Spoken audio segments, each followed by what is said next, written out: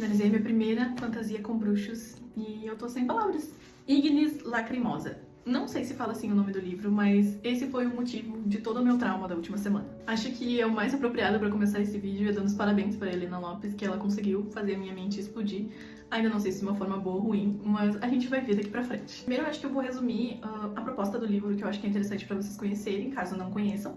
E depois chega a parte dos spoilers, tá? Então eu vou dar mais uma palhinha aí pra vocês. A proposta de Ignis Lacrimosa basicamente é uma fantasia que tem dragões, bruxos, alquímicos e diversas outras espécies, mas as principais são essas três. A história ela foca na princesa bruxa, que ela é prometida pro príncipe alquímico, então tem essa questão do enemies to lovers, porque o príncipe alquímico ele é conhecido como um assassino de bruxos, e enfim, eles têm a cerimônia logo no início do livro, e é isso, ela está casada com este menino, então a gente basicamente inicia o livro assim, ela se casando. A partir do momento em que ela se casa, acontece um monte de catástrofes, tá?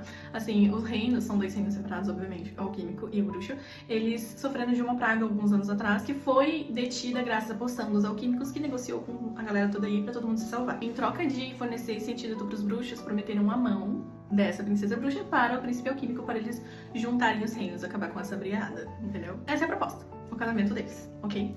A partir disso, tudo é uma desgraça só. E eu preciso falar sobre coisas polêmicas nesse vídeo. Então, provavelmente, essa é a parte em que eu falo sobre spoilers. Então, se vocês querem ler esse livro, eu acredito que ele tem muito potencial de estourar em breve.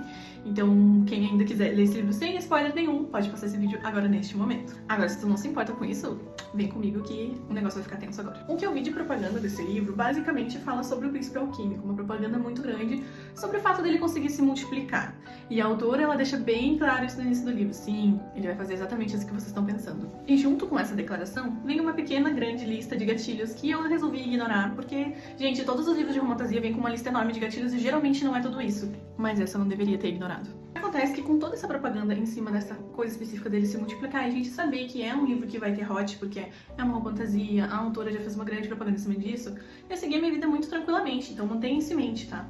Vai ter hot explícito sim, e capítulos muito longos. Só que daí chega o início do livro, onde essa princesa, depois que ela se casa com o príncipe, ela é sequestrada. E junto com isso, os seus irmãos são sequestrados também pelos vilões do livro, que são os necromantes. A princípio são os necromantes. Depois de perder de forma bem violenta os cabelos, que também é a fonte da magia dela, ela acorda numa caverna. E de um lado tem um dos irmãos mais próximos dela, acorrentado, e do outro tem os corpos dos outros irmãos e do pai dela pendurados. Sim, gente, pendurados. Assim, eu, como uma pessoa que lê coisas assim pesadas, pra mim, ok, fiquei meio mal, porque imagina, né, gente, você se coloca no lugar, né? Você se colocar no lugar, gente, não, entendeu? Só que daí acontece que ela fica 2 meses presa nessa caverna, só que ela não fica só acorrentada, e o irmão dela também não fica só acorrentado. De tempos em tempos, os necromantes, eles atravessam as paredes da caverna, buscam deles pra torturar. Muitas e muitas vezes. E o que me pegou mais é da forma explícita com que ela fala sobre essa tortura.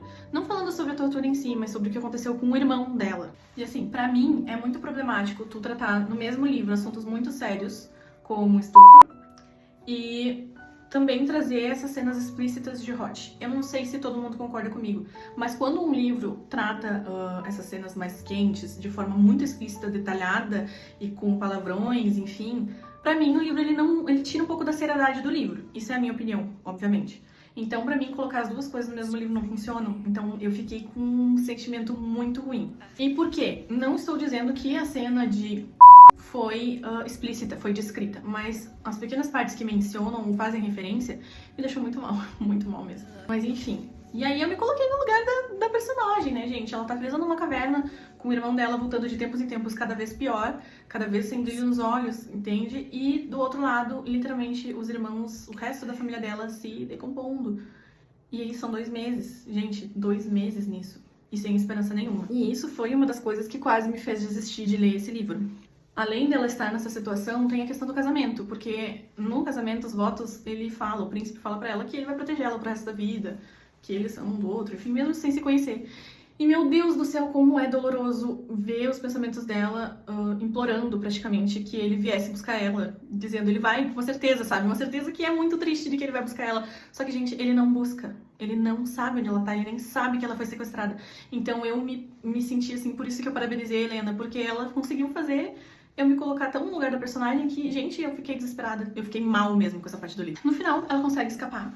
Os irmãos dela não, nenhum deles. Inclusive o que estava acorrentado, eles não conseguem. E ela consegue fugir com a ajuda de um dragão. Este dragão misterioso que apareceu na caverna do nada, ela conseguiu fugir. E aí é que começou a ficar esquisito pra mim o livro, tá? Acontece que depois de alguns anos, se eu não me engano são 2 anos, o príncipe, ele continua a vida dele como se nada tivesse acontecido, até porque os alquímicos, aparentemente, eles não amam, né? Isso é uma coisa que é bem dita no livro, eles não amam. Então é estranho porque ele começa a fazer um monte de coisa pra ela, ele não chama mais ela, o pai dele morre, inclusive, tá, gente? Então ele vira o rei.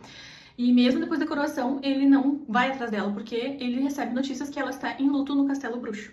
Ele ergue monumentos em homenagem aos irmãos dela, enfim, gente, ele faz muita coisa por ela. Então, assim, aí vem algumas controvérsias. Porque uma das trópicas desse livro é Enemies to Lovers, só que eu não consigo achar o enemies nele. Todas as vezes que chega no povo desse homem, eu tenho certeza que ele amava ela desde o início. E no final, a gente descobre que realmente ele amava ela desde o início. Então não é Enemies to Lovers. Ela tava no Enemies e ele tava no Lovers, só se for assim. Acontece que a praga tá voltando. E a poção que eles tinham entregue pra todo o reino não funciona mais. Então ele precisa de uma nova. Ele vai atrás dela, encontra ela numa boate. Gente, ele encontra ela numa boate. E ela não tá sofrendo de luto, quer dizer, cada um sofre luto de qualquer forma, né? Mas ela tá lá no meio, entendeu? Rebolando na maior festinha. E é isso aí, ele fica muito bravo, porque, poxa, ele deu 2 anos pra ela de luto e ela tava lá festejando. Deixei de mencionar também uma das mulheres que se tornou basicamente a melhor amiga dela. Uma das mulheres que servia ela no castelo alquímico, que arrancaram os cabelos dela também. Mas no final, enfim, elas são amigas agora, tá, gente? Eu não achei muito relevante, assim, essa parte. Só sei que elas são melhores amigas, é isso. A Onyxa, essa eu lembro o nome, e a Ambi, que ela é a segunda no comando do Astero. Eu não vou dar muita ênfase nessas mulheres. Por quê? Porque o livro já é muito grande e eu não quero um vídeo de meia hora pra vocês, tá? Eu acho que ninguém vai assistir um vídeo de meia hora, mas eu gostaria de mencionar que a Ambi, ela é praticamente uma releitura da Anna Lightwood e eu achei isso tão saboroso. Bom, basicamente, agora, Rainha Bruxa, ela está vivendo a vida dela com o dragão, fazendo planejamento de destruir todos os ninhos em um plano de vingança contra, né, o que aconteceu com os irmãos dela. Acontece que o Astero, que é o rei bruxo, ai, gente, eu vou falando os nomes assim, depois vocês vão lembrando, tá? Ele basicamente fica muito brabo, ele começa a fazer as coisas lá na cidade bruxa pra tentar achar os ingredientes pra poção dele. E eles vão se aproximando. Só que é o que eu falei pra vocês, gente. A cada 2 segundos eles ficam ou se esfregando, ou com uma coisa, pensamentos maliciosos, se agarrando. E ai, gente, assim, ó, juro. Eu entendo que Enemies to Lovers é pra acontecer no final, só que isso aqui não aconteceu no final. Tá desde o início uma esfregação daí. Pra mim não é Enemies to Lovers. Mas voltando pro foco, basicamente o que nós temos no livro? A Onyxa tem um irmão perdido, que a mãe dela foi uma das vítimas da praga, então o irmão dela foi perdido e a mãe dela não está mais entre nós. A gente tem a Ambi, que está muito apaixonada pela Onyxa, mas acha a diferença de idade delas problemática. Enfim. E a gente tem o Astero e a Zalia toda hora nessa coisa de tipo, ai, nós somos inimigos, ao mesmo tempo ficam se esfregando, ao mesmo tempo ficam, ai, mas ele é tão bonito.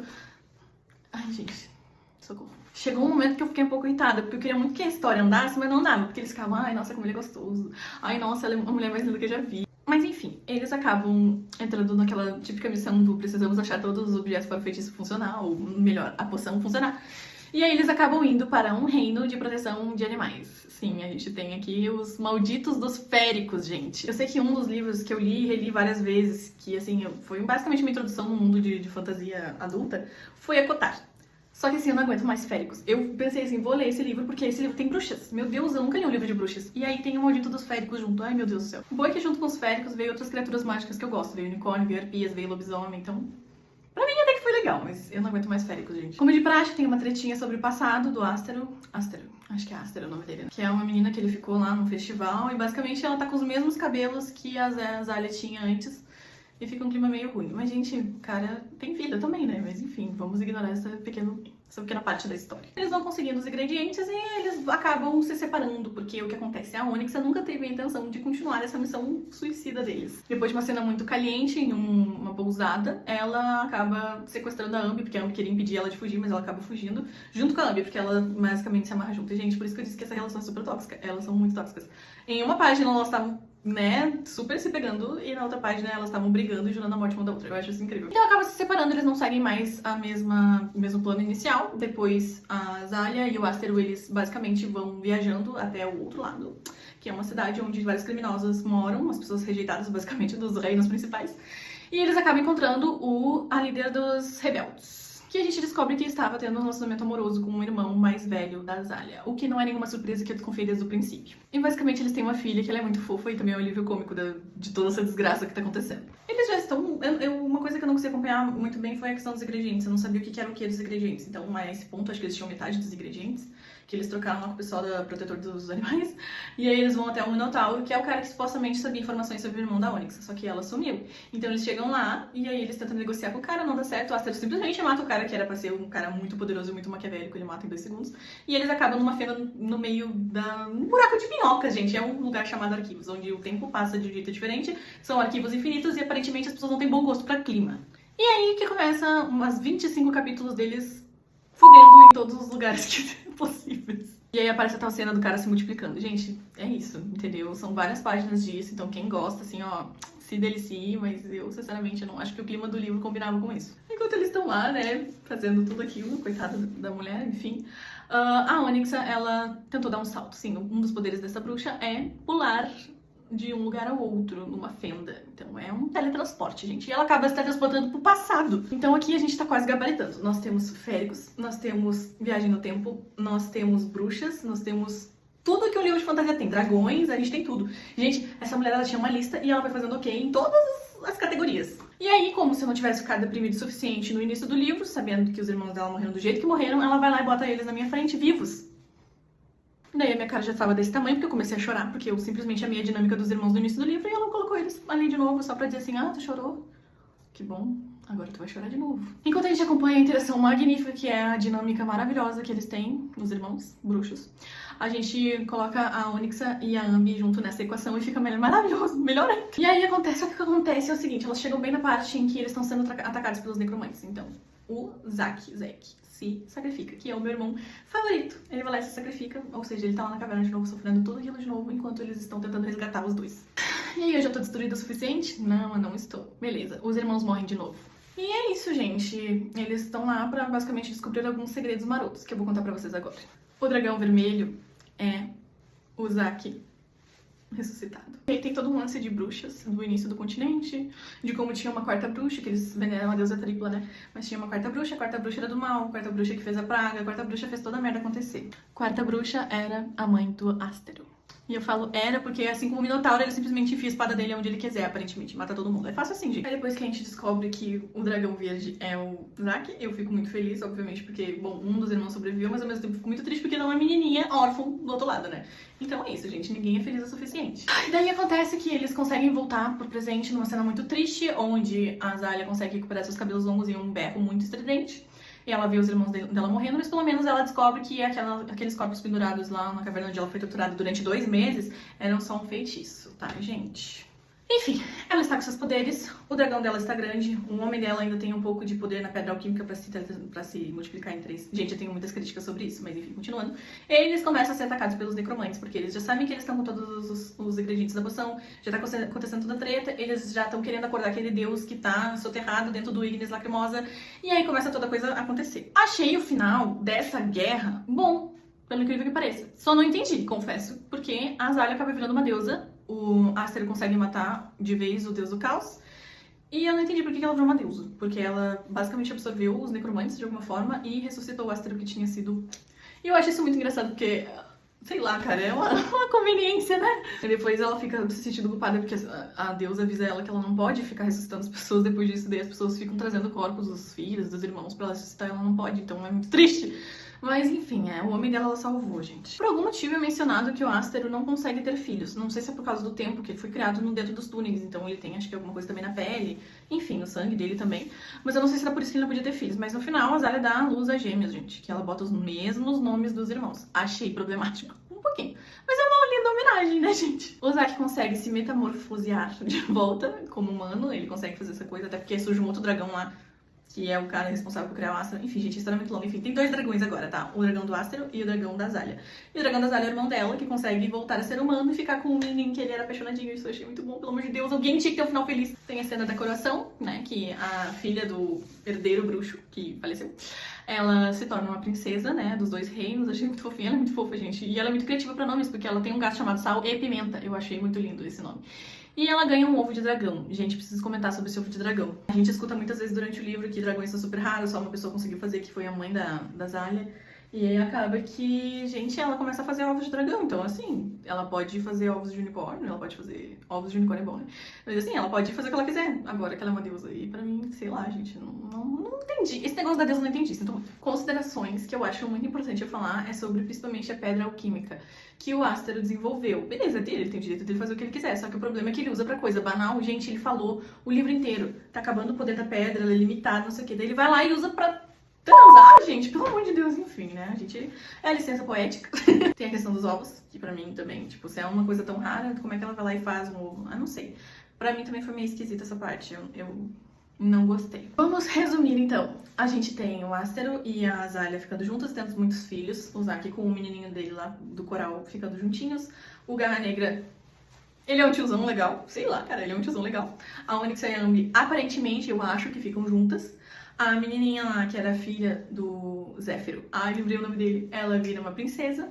E é isso, gente. Esse é o final de Ignis Lacrimosa. Acho que eu acabei falando já muito da minha opinião enquanto eu resumi o livro pra vocês, então não sobrou muita coisa assim, é só aquelas considerações. Acredito que algumas coisas não deveriam ter sido feitas e outras coisas melhor trabalhadas, enfim. Mas, resumindo a minha experiência, eu dou 5 estrelas pra esse livro. Por mais que tenham esses problemas, eu fiquei muito entretida. Gente, são 800 páginas, é livro único, tá? Eu fiquei muito entretida, eu li esse livro a semana inteira, fiquei muito entusiasmada com essa história. E pra mim é isso, gente. O livro ele tem que te despertar sentimentos, mesmo que sejam os negativos, tem que te despertar reflexões pra te aprender alguma coisa com ele. Eu acho que eu aprendi muita coisa. Eu acho que eu acabei descobrindo sentimentos que eu nem sabia que existiam dentro de mim. E eu fiquei muito feliz com essa experiência. Eu sei que essa autora ela tem outro livro, que é a Crisálida Dourada. Eu não sei se eu vou ter coragem de ler outro livro dessa mulher, mas enfim, tem outro livro, tá? Se vocês se interessarem em saber um pouco mais sobre ela. E é isso, gente. 5 estrelas desse livro. Não me arrependi. Talvez sofri um pouco demais, talvez sim, mas eu sou uma pessoa muito emotiva, então acho que é normal eu sofrer pelas coisas. Mas é isso. Obrigada por me acompanhar até aqui.